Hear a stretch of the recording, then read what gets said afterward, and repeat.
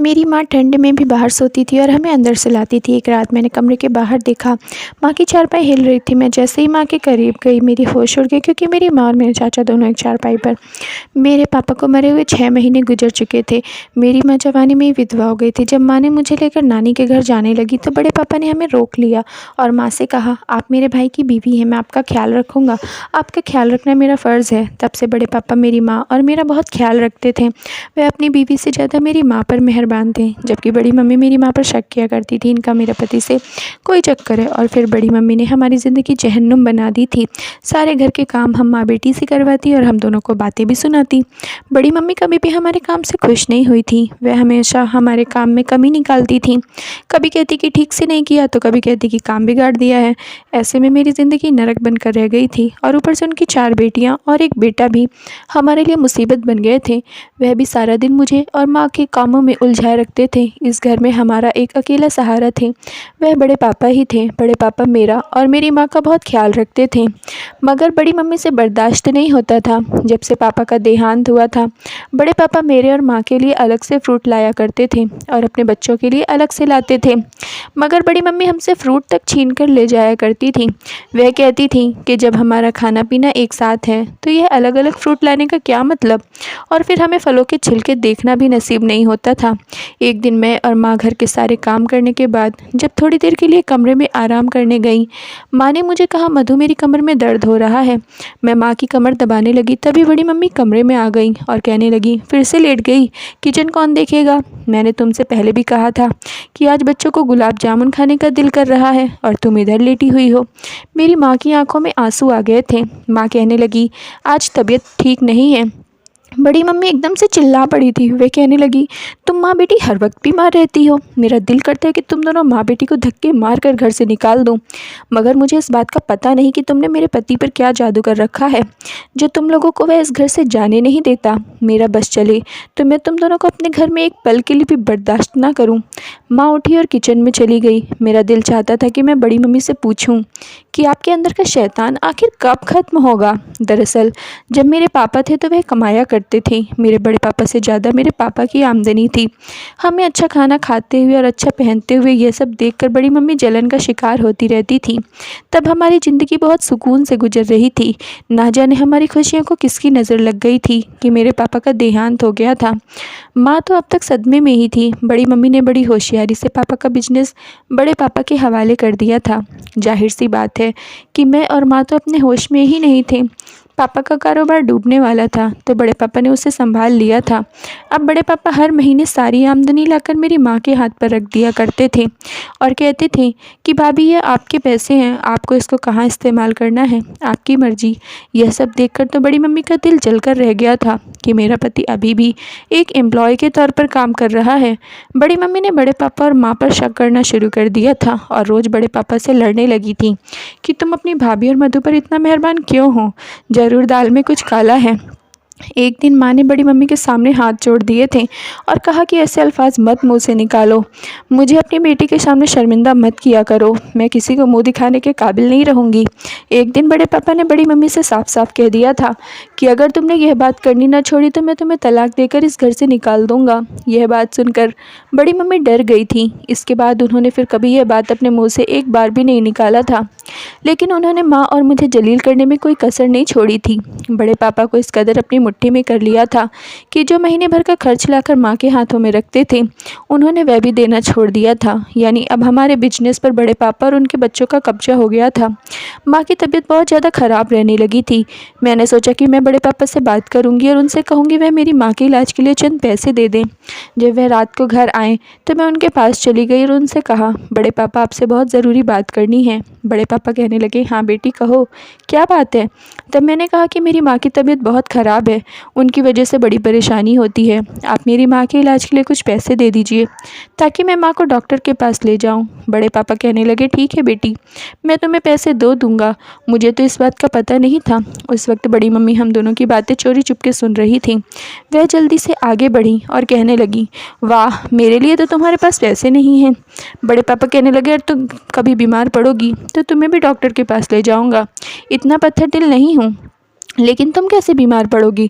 तुम तो सारा दिन बिस्तर पर लेटी अपनी भाभी और मधु पर हुक्म चलाती रहती हो, उनसे काम करवाती रहती हो। बीमार तो वह इंसान होता है जो मेहनत करता है।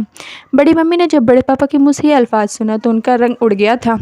वह पर बिना कुछ कहे ही कमरे से बाहर निकल गई थी। बड़े पापा ने मुझे 5,000 रुपये दिए थे और कहा कि अपनी माँ को सुबह डॉक्टर के पास ले जाना। मैंने बड़े पापा को दिल से धन्यवाद कहा और अपने कमरे में आकर सारी बात अपनी माँ को बता दिया। माँ कहने लगी, धन्य है तुम्हारे बड़े पापा का, जिनको अपनी बीवी की करतूत तो मालूम है। मैंने कहा कि माँ, मुझे भी इस बात की तसल्ली है। माँ कहने लगी, बस मैं चाहती हूँ कि मेरी और तेरी इज्जत इस औरत से सुरक्षित रहे, वह कुछ भी कर सकती है।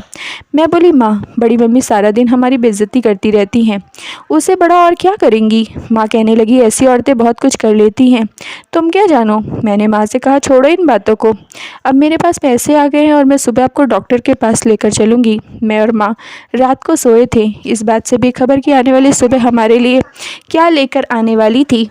सुबह हुई तो मेरी आंख किसी के दरवाज़ा पीटने की आवाज़ सुनकर खुली थी। मैंने जल्दी से दरवाज़ा खोला तो सामने बड़ी मम्मी खड़ी थी। वह मुझे खा जाने वाली नज़रों से देख रही थी।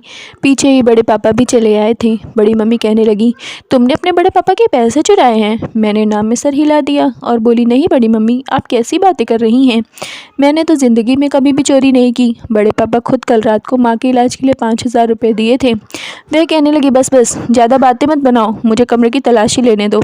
बड़े पापा भी पीछे खड़े हमें देख रहे थे। बड़ी मम्मी ने हमारे कमरे की सारी चीज़ उलट पलट करना शुरू कर दी थी और जब उन्होंने हमारी अलमारी खोली तो सामने का मंजर देखकर मैं दंग रह गई। बड़ी मम्मी ने अलमारी से अपने सोने के हार निकालकर हवा में लहराते हुए कहने लगी, मधु, मेरे सोने का हार तुम्हारी अलमारी में क्या कर रहा है? माँ तो यह सब देखकर घबरा गई थी। वह जल्दी से आगे बढ़ी और दोनों हाथ बड़े पापा के सामने जोड़ दिए और कहने लगी, मुझे पता नहीं कि कैसे आया है यहाँ। बड़ी मम्मी कहने लगी, तुम्हारे कमरे की अलमारी में मिला है, इसका मतलब यही है कि तुम्हारी बेटी मेरे जेवर यहाँ लेकर आई। माँ कहने लगी, ना ही मैं चोर हूँ और ना ही मेरी बेटी चोर है। बड़े पापा आगे बढ़े थे, उनके माथे पर शिकन थी। वह कहने लगे, अगर तुम माँ बेटी चोर नहीं हो तो मेरी बीवी का नेकलेस यहाँ क्या कर रहा है? बड़ी मम्मी ने अलमारी की फिर से तलाश लेनी शुरू कर दिया। फिर बड़े पापा की अंगूठी निकालकर हमें दिखाई। वह कहने लगी, यह वही अंगूठी है जो मैं और मेरा पति सुबह से तलाश कर रहे थे। मुझे तो बुरा यकीन था कि जब रात को तुम्हारी बेटी हमारे कमरे में आई थी तो यही लेकर गई होगी। मुझे तो पता है तुम दोनों माँ बेटी के हाथ में बड़ी सफाई है, इस तरह चोरी करती हो कि सामने वाले को पता नहीं चलता। मगर तुम्हारे बड़े पापा कहाँ मानने वाले थे। वह कह रहे थे कि ना मेरी भाभी चोर है और ना ही मेरी मधु चोर है। मैंने उनसे कहा कि तुम मेरे साथ चलो और आकर तमाशा अपनी आंखों से देख लो। मुझे तो यही लगता है कि ये दोनों माँ बेटी हमारी चीज़ को लेकर यहाँ से फ़रार होने का इरादा बना बैठी हैं। बड़े पापा का चेहरा गुस्से से लाल हो चुका था। वह कहने लगे, मुझे आप दोनों से इस चीज़ की उम्मीद नहीं थी। बड़ी मम्मी कहने लगी, अब मैं इन दोनों को अपने घर में नहीं रख सकती। अब मैं अभी पुलिस को फ़ोन करके इन दोनों को हवालात में बंद करवाती हूँ। बड़े पापा कहने लगे, ऐसा हरगिज़ मत करना, जैसे भी हैं यह दोनों मेरे भाई की निशानी है। बड़ी मम्मी के माथे पर बल पड़ गए थे। वह कहने लगी, आज भी आप इन दोनों माँ बेटी की तरफदारी कर रहे हैं। बड़े पापा चुप रहे तो बड़ी मम्मी कहने लगी, अगर तुम चाहते हो कि मैं तुम्हारी भाभी और मधु को पुलिस के हवाले ना करूं तो इन्हें घर से निकाल दो। मैं अब इन दोनों के साथ नहीं रह सकती। बड़े पापा आगे बढ़े और माफ़ी मांगते हुए कहने लगे, भाभी, अब बात चोरी तक आ गई है। अगर आपने और मधु ने इस तरह की हरकतें ना की होती तो मेरी बीवी की मजाल ना होती कि आपको इस घर से निकल जाने को कहती। लेकिन गलती आपकी और आपकी बेटी की ही है। मैं अपनी बीवी को मना नहीं कर सकता, इसलिए बेहतर यही होगा कि आप इस घर से चली जाएं ताकि मेरी बीवी आपको पुलिस के हवाले ना कर सके। तब मेरी माँ आगे बढ़ी थी। वह ज़िंदगी में पहली बार बड़े पापा के सामने बोल रही थी। वह कहने लगी, जिस घर से आप जाने को कह रहे हो, यह घर मेरे पति ने बनवाया था। एहसान फरामोशी की भी कोई हद होती है, मगर आप तो सारी हदें पार कर चुके हो। आपने मेरे पति के घर पर कब्जा किया, मैं चुप रही। आपने मेरे पति का सारा बिजनेस अपने कब्जे में कर लिया, मैं तब भी चुप रही। आपकी बीवी ने मुझे और मेरी बेटी से नौकरों की तरह रवैया रखा, हमसे पूरे घर के काम करवाए। मैंने फिर भी कुछ नहीं कहा, लेकिन अब बस बहुत हो गया। अगर इस घर से कोई जाएगा तो मैं और मेरी बेटी नहीं, बल्कि आप, आपकी बीवी और आपके बच्चे जाएंगे। मेरी माँ की आवाज़ बहुत तेज़ थी। बड़े पापा कहने लगे, भाभी, आपको गलत फहमी हो रही है। अगर मैं आपके पति का बिजनेस ना संभाला होता तो क्या वह इस मुकाम पर होता, कब का डूब गया होता और आप यह घर बेचने पर मजबूर हो जाती। आपके पास छत भी नहीं रहती। आप दोनों माँ बेटी पहले भी चोरी करती रही हैं। हमारा बहुत सारा पैसा गायब है जो आपने ही चोरी किया होगा। यह बात सुनकर बड़ी मम्मी आगे बढ़ी और उन्होंने पुलिस का नंबर मिलाया था। वह कहने लगी कि आप हमारे घर आ जाएं, हमारे घर में चोर हैं। बड़े पापा कहने लगे, भाभी आप तो अपनी ज़िंदगी गुजार चुकी हैं, अब अपनी बेटी का ही कुछ सोचिए। बेहतर इसमें है कि आप यह घर छोड़कर चली जाएं। आपको नहीं पता कि थाने में क्या सलूक होता है। उन्होंने माँ को इस कदर डराया था कि वह अपने और मेरे 2 जोड़े कपड़े बैग में रखकर मुझे अपने साथ लेकर रवाना हो गई थी। मैं और माँ बेबसी की अंत तक पहुँच गए थे। दिल था कि कब से फटा जा रहा था। दुख इस बात का नहीं था कि हमें हमारे घर से दूर किया जा रहा था, क्योंकि जब से पापा मरे थे कभी हमारा हक मिला ही नहीं था। सबसे परेशानी इस बात की थी कि हमारे पास रहने के लिए कोई ठिकाना ही नहीं था। माँ कहने लगी, बेटी अब हम कहाँ जाएंगे। जब से पापा हमारी ज़िंदगी से गए थे, बड़े पापा ने हमें किसी से मिलने जुलने भी नहीं दिया था और ना ही किसी के साथ रिश्ता रखने दिया था। अगर माँ की कोई दोस्त होती तो हम उसके घर चले जाते। यूं ही चलते चलते रात हो गई थी। हम अपने शहर से दूर आ गए थे, मगर कोई भी ठिकाना हमें नहीं मिला था। माँ भी खामोश थी और मैं भी खामोश थी। फिर रात हो गई। अकेली औरतों को मर्द अजीब नज़रों से देखने लगे थे। हम क्या करें। मेरे पास कोई जवाब नहीं था। ना ही हम आगे पहुँचे तो हमें एक झोपड़ी नज़र आई। माँ कहने लगी, यह जगह रात बिताने के लिए अच्छी है, सुबह हम कहीं निकल जाएंगे।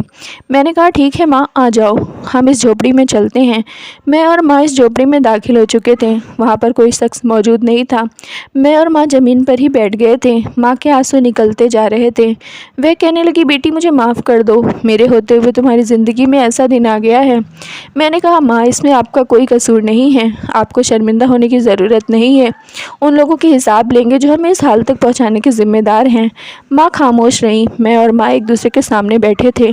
डर के मारे ना तो मुझे नींद आ रही थी और ना ही माँ को। मैंने महसूस किया कि माँ कुछ बेचैन सी थी। कभी उठकर खड़ी हो जाती तो कभी बैठ जाती। मैं आगे बढ़ी और बोली, क्या बात है माँ, थक गई हैं क्या। माँ ने हाँ में सिर हिलाया था और तब मैंने महसूस किया कि माँ का पूरा शरीर पसीने से लथपथ था। उनके चेहरे की रंगत फीकी हो चुकी थी और फिर वह देखते देखते बेहोश हो गई थी। मैं बोली, माँ क्या हो गया आपको, आंखें खोलो। मगर माँ ने मुझे कोई जवाब नहीं दिया। मैं जैसे ज़मीन पर गिर गई थी। मैंने जल्दी से माँ की नब्ज़ को टटोला था। वह अभी चल रही थी। मुझे मालूम था कि मेरी माँ दिल की मरीज़ हैं। डॉक्टर ने ऐसी हालत में माँ को जुबान के नीचे रखने वाली गोली खाने को कहा था। मेरे पास इस वक्त गोली मौजूद नहीं थी। मैंने माँ को वहीं पर लिटाया और खुद भागते हुए बाहर निकल गई थी। मैं जल्दी से जल्दी करीब के मेडिकल स्टोर पहुंचना चाहती थी ताकि वहां से माँ के लिए गोली ले आऊं। मेरे पास पैसे नहीं थे, मगर मुझे यकीन था कि ऐसी हालत में भगवान मेरी मदद ज़रूर करेंगे। मैं भागती जा रही थी और फिर मैंने महसूस किया कि मेरे पीछे कुछ आवारा लड़के लग चुके हैं। मेरा दिल बहुत तेज़ी से धड़कने लगा था। वे कहने लगे, तू यहाँ से भागकर कहाँ जा रही है, तुम्हारे पास फ़रार होने का कोई भी रास्ता नहीं है। ऐसा करो कि रुक जाओ, हमें मत थकाओ। मैं उनकी बातें सुनकर और डर गई थी।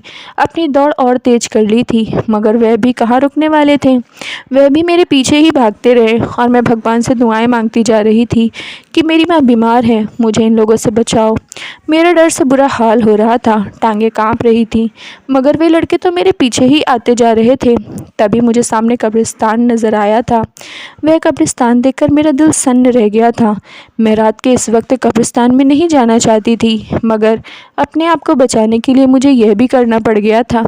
मैं कब्रिस्तान में दाखिल हो गई थी और मुझे उम्मीद थी कि आवारा लड़के यहाँ से वापस चले जाएंगे, क्योंकि रात के इस वक्त लोग कब्रिस्तान जाने से डरते हैं। मगर यह देखा तो मेरी हैरत की इम्तिहान रही थी कि वह लड़के मेरे पीछे कब्रिस्तान में भी आ गए थे। वह मुझे कौन बचाने वाला था। तभी मुझे एक टूटी हुई कब्र नज़र आई थी। मैं उन आवारा लड़कों की नज़रों से ओझल होने के लिए टूटी हुई कब्र में उतर गई थी। मेरा दिल ज़ोर ज़ोर से धड़क रहा था।